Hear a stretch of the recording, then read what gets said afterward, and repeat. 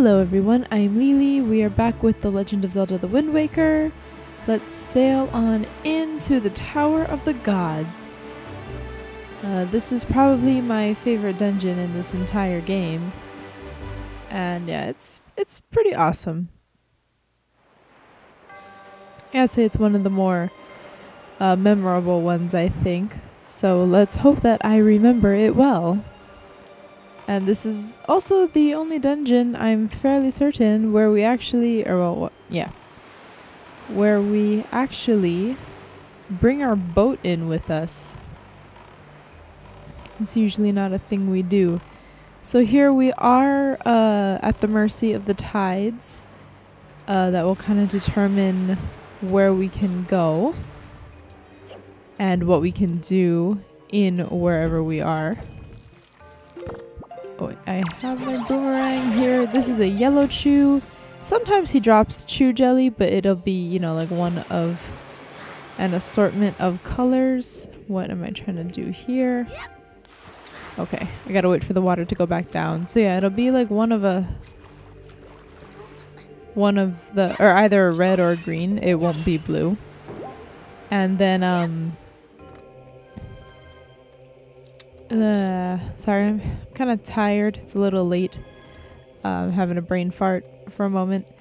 But the thing about the yellow chews is that they're electric. So, you can't just hit them with your sword. You need to like stun them first.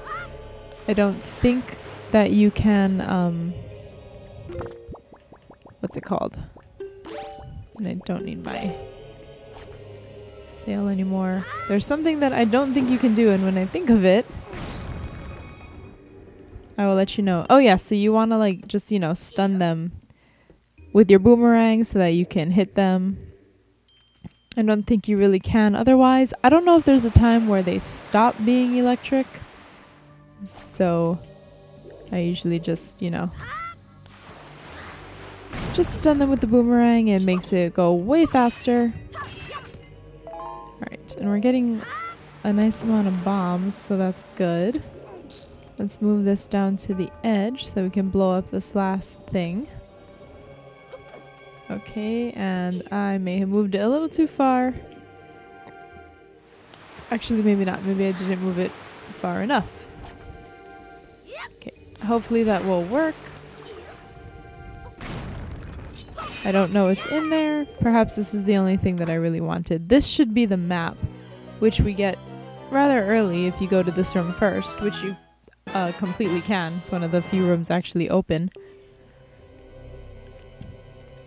And so even though you have your boat in here, you do not need to be in here. Oh crap. See, they float on the water, but now I can't do anything about them. I just gotta stay away. Wait for the tide to go down. Because even if I get on a thing and hit them with my boomerang, it's not really gonna do anything. But yeah, so even though you have your boat in here, you actually cannot use your sail. I mean, you can put it up, but it won't do anything for you. You have to just can I get up somewhere over here? You have to just like cruise around. Where can I get up? Is it over here? Yeah, there we go. Oh, just made it. Alright, pick up a statue, put it on the lighted switch. Those are going to be sort of our pressure switches for this dungeon. Fuck you. Alright. If you're quick, you may be able to get the chews like right when they pop up. Like the moment they pop up, they're not quite electrified yet, I don't think. So you could potentially hit them without having to stun them. But I would not bank on that too often. And okay, so at the bottom, at the bottom, as we saw, there were crates and a switch. The water will come up, so the little rainbow bridge built will not last forever, but when the water goes down again, we can go across to the other side, and I would like to pick up this statue. When we have a statue, either in our hands or in some other way under our influence, the door will like blink, the one that it needs to go through, and there are certain places to put each one. There are at least 3 in this dungeon, well, at least 4 I guess now, as many as 5 or 6. I can't quite remember, but this is kind of a thing. And we can just go ahead and put it right over here. Oh, okay. Wasn't sure what that would do, but I think it opened, yeah, the far corridor. And there's my boat waiting right outside the thing. And the King of Red Lions is yawning, like he's getting bored. Like, asshole, you know, I'm doing kind of a lot of shit, so maybe you could not seem bored. Alright. So luckily this was just a gate. We'll have to blow up the other side. There are some walls to blow up, and then I think even then we don't sail. We have to get out and kind of climb over. Mostly the tide will change so that you can access wherever you need to go before your meter runs out, but you do kind of want to be careful about that still, because, you know, when you get out of the water, get out of the boat and into the water, you do have your little meter running for your air. I don't want to say I've never. I may have drowned before, or not drowned, but, you know, had my little meter run out, and you end up just back in the boat. I think you lose maybe a quarter heart of life, and no, aim at the switch. Thank you. So I've had that happen before, but not often. Now that I know what to expect. The first time, I'm sure I had no idea what was going on. Do I have any more chews? It doesn't appear that I do. Okay, we'll need to go back, wait for the water to go back down before we can do anything here. Okay, let's make this semi-easy on us. Or on me, because my failure is the only one happening. So basically just what we're doing is moving all of these blocks to form a makeshift sort of bridge in the center of the room. And I don't want to be that zoomed in. I don't want to be that zoomed in on Link. Thank you. And you know what? That should be okay. I'm actually gonna see if this will work. Will this work? No, it will not. Will you work? You are fine. And I think I can make... Okay, I think I need to move this closer. One last test. Okay, I can make it if I aim correctly. So let's take a shot. Then it's probably gonna take me too long anyway, so it doesn't matter. But anyway, what we're doing here, we have Deku sticks. We need to light that. Try and move quickly across. I'm gonna miss it. I know the tide's just about to go down, and of course. Alright. So that was kind of a failure, but that's essentially what we're doing, is we want to jump across. I think that will work the way I have it set up now. And we will light the torches on the other side. One thing I kind of don't like so much about this dungeon is all the waiting. There's a lot of waiting for the tide to move. Luckily, this is only about half of the dungeon is with the water. Oh, thank God. Yeah, only about half of the dungeon is this like water mechanic bullshit going on. Once you get towards like the second half, you actually don't deal with this at all. I guess you're a little higher now in the dungeon. Oh fuck. Sorry, wasn't expecting that. All the yellow chews to drop, and I would like to just leave and not have to deal with them. Also, another thing that I do like about not just this dungeon, but a lot of dungeons in Zelda, this is kind of one of them. The next dungeon definitely will be as well. But some of the Zelda dungeons are so formulaic that you have, it's like when you first enter, it's like you do the stuff to the right and the stuff to the left, and all of that stuff that you do will open the middle path so that you can go forward, because if you can kind of see on our map in the middle, there is a door, so we will be getting, do I need to blow all of these up? I may as well. But yeah, so there will be, a way forward after doing all of this stuff. This dungeon is like this. The next dungeon after this is sort of that format, and the Arbiter's Grounds in Twilight Princess is like that too. In the beginning, you get to like one grand hallway, and you get to like one grand hallway and a large room. Other stuff happens that I can't think of right now. Oh yeah, larger grand hallway, and there's like doors open to the right and left, and then you have to do that, and then finally that gigantic ass door. I can't do any. Oh wait. Oh shit.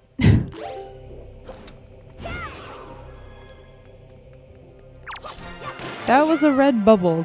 The red ones are okay.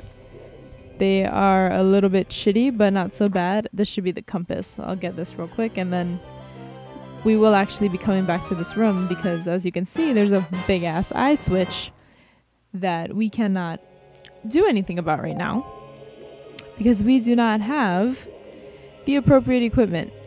But yeah, that thing we killed is called a red bubble. There's another one. I believe there should be only one other type called a blue bubble, which is a lot worse. The red one is essentially just covered in fire, and there's a much quicker way to kill them a little later after we get our dungeon item. And I'm gonna wait because I didn't see the water. Okay, that's what I thought.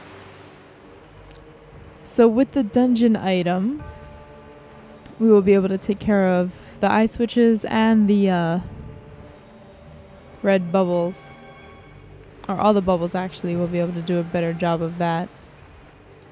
It's just kind of irritating, to have those things. You can also, as I did, you can put them out with the shit. May as well go get this chest now. You can put them out with the Deku Leaf and then go and sword them, but sometimes it is nice to just kill them outright. And of course a joy pendant. There's one area, there's one room in this dungeon where it's like you go through a lot of bullshit and it's all for a joy pendant.